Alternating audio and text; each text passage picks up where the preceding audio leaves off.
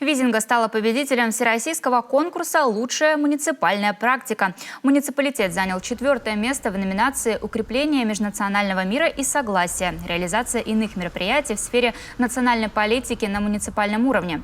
Республика участвует в конкурсе с 2017 года и впервые заняла одно из призовых мест.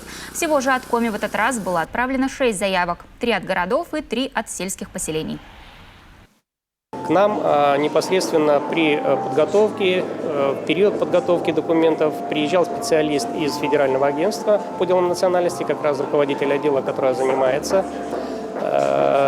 рассмотрением этих заявок. Здесь был проведен семинар, на котором все интересующиеся, все муниципалитеты могли узнать, как правильно делать заявки, на что надо внимание обращать.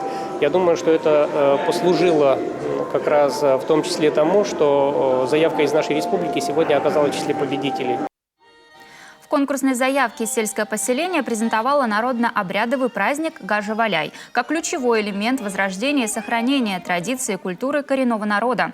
Жители Визинги рассказали не только о красочном гулянии, но и осветили весь комплекс образовательных и этнокультурных мероприятий, проходящих в рамках праздника.